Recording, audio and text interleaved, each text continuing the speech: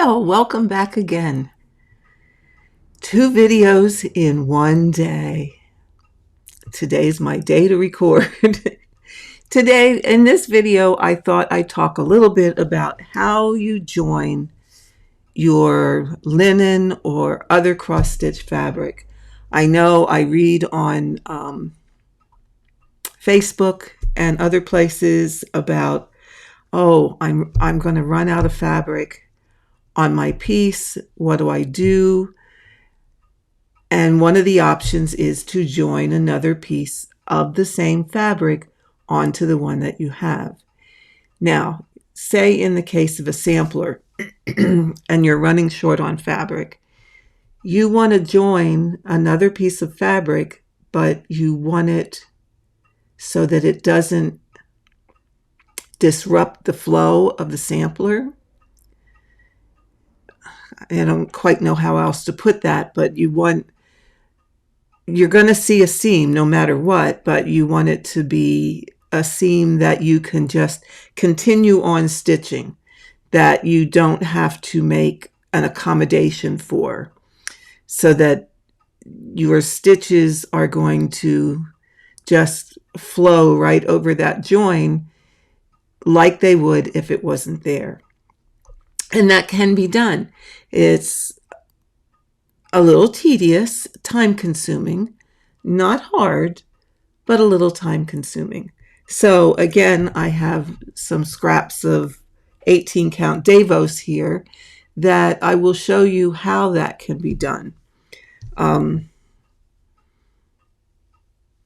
What you're going to do is, of course, let's move this up a little bit here, put your right sides together, because you want, of course, there's going to be a seam opening, and you want that to be on the wrong side. So you're going to want your right sides together. And the tedious part about this is some have done this. It's not necessarily what I would recommend, but again, it's what you are happy with. Some people I know have just gone to the sewing machine and sewed, left a seam allowance and run a straight line of sewing where they want that join to be. And that's all well and good, depending on where that seam is falling and what you need to stitch over it or around it. Because with that type of a join, you may not have your fabric threads lining up. And to have a join that you can stitch over, for lack of a better word, seamlessly and not disrupt the flow of your sampler, you're going to want to join that by making sure each fabric thread is lined up. So the way you do that is decide how much of a seam allowance you want, because once this join is done, you're going to press that open. But basically what you're going to do is you're going to match the threads of the fabric. So, let's start here just for a place to start. And let's match that up over here again, just for a place to start. But I'm picking the same type of thread. So here I have a horizontal, whoops, I'll never get used to this. Here I have a horizontal thread here and a vertical thread here. So I found that same thing on this side, a horizontal thread and a vertical thread. So that's going to be my first go through the fabric. Now, you would obviously do some kind of this would start out in your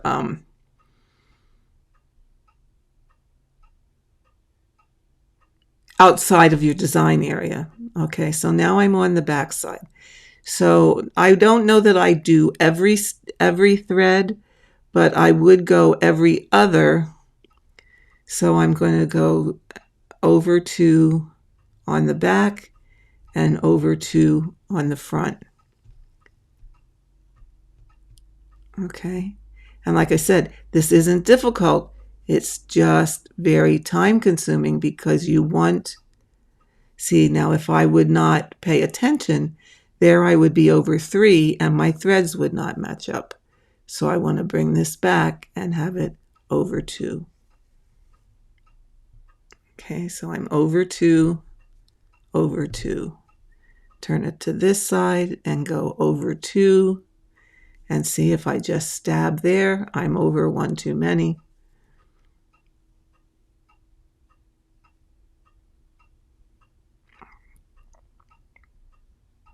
There we go. So over 2 and over 2. So you want to make sure, A, you're staying on the same thread all the way across.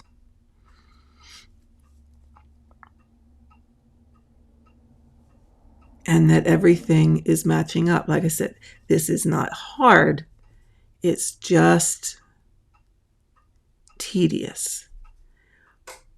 But in order to do your sampler, for example, that you can seamlessly continue stitching, even though you will have a seam,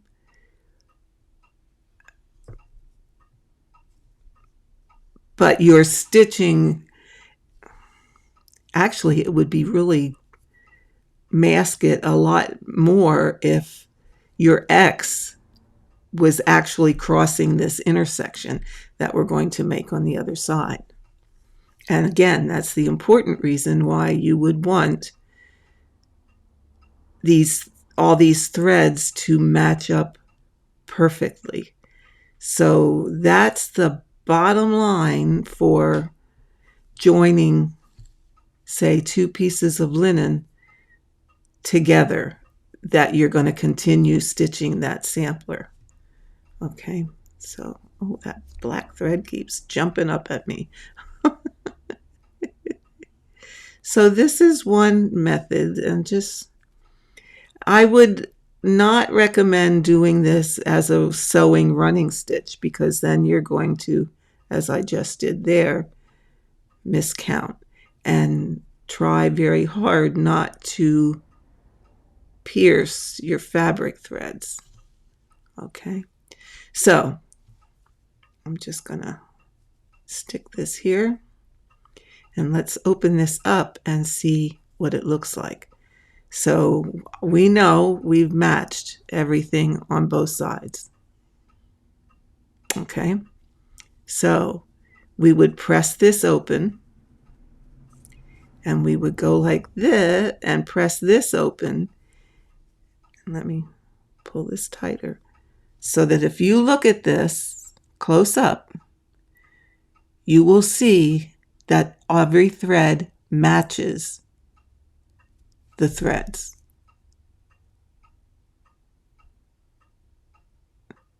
So that, sorry guys, I always tend to go a little higher. But do you see how you could, for all intents and purposes, start an X here, cross it to here, come up here, and go down here, right over that seam, and it would not disrupt a thing. So if you need to attach more linen to extend your piece, that's how you do it. Press this open. Secure this end, obviously, so that it doesn't come undone. But you want every thread to match up with the thread on both pieces. See, they're all matching. And you need to do it that way all the way across the width of the linen or the length of the linen that you're joining. Now, again, you're going to see that on your sampler or whatever piece. However, like I said, if it works and you can do it, to hide that even more, ideally, if you can have your X's cross between the two fabrics, that's going to hide it even more. And potentially, you're not even going to realize that there's a seam there. Okay? So, that's how to make a clean join on two pieces of fabric. And this can be done, like this is a piece of 18 count Davos. And again, I used that so that you would be able to clearly see what I was doing. It would be a little hard for me to demonstrate some of these things on a well, to be honest, really, I don't think I have any linen smaller. No. Okay. 36 and 40 count is my supply of linen. So I don't have like a 20 count linen or an 18 count linen, or I don't use that. So obviously I don't have that. But this Davos is 18 count and it makes it easier to see. And it also goes to show you that this can be done with other fabrics other than linen.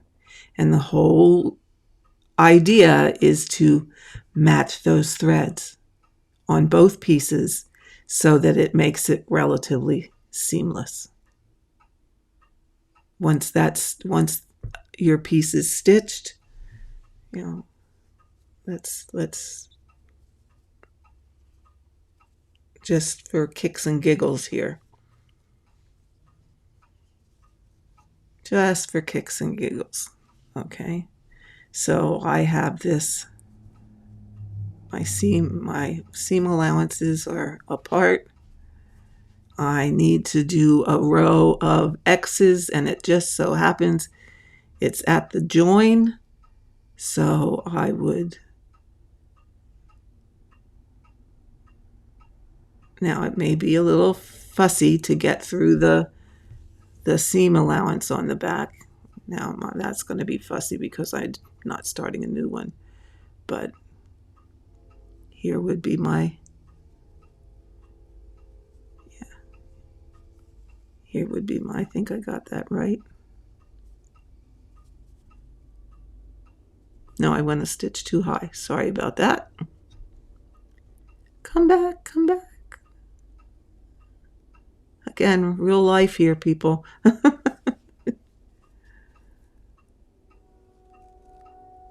Okay, so here's my join. All right, so here's my thread on this one. Here's my thread on this one. We would go down here. We would come up here. Now, this is going to be rather skimpy because this is 18 count and I only have one strand of floss in the needle, and that's just to demonstrate. Again, and we would make the X there and say you had a whole row of them.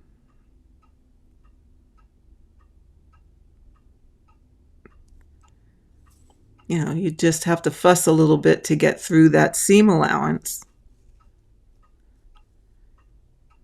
But you could, for all intents and purposes, just continue stitching right across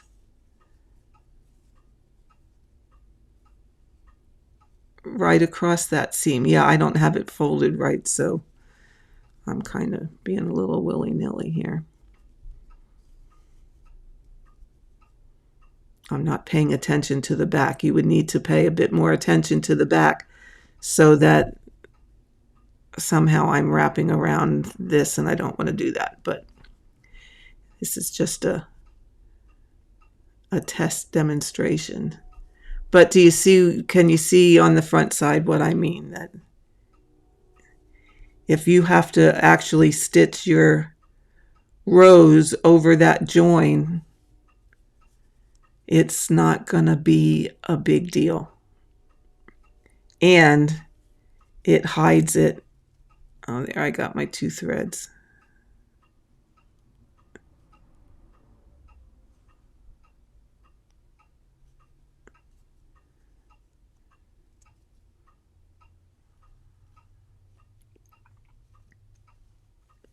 It hides it even more. So the bottom line is it can be done.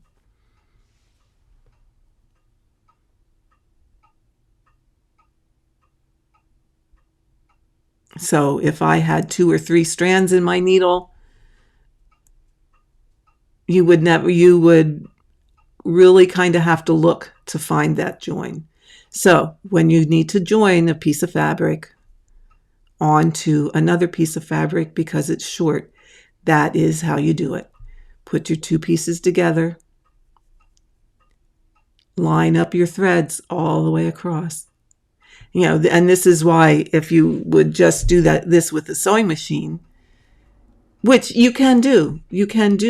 However, your fabric threads then may not be aligned, and then you're going to have trouble if you have to cross the line like this.